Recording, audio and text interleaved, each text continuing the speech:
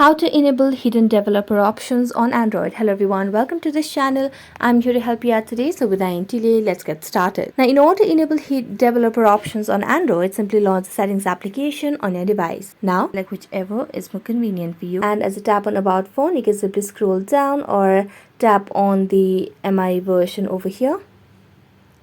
You can simply tap on detail, info and specs as well over here directly.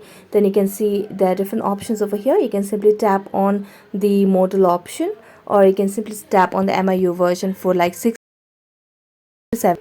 And as you do that, you'll be able to enable the developer options. So you can simply go back and let's go to settings over here and scroll down.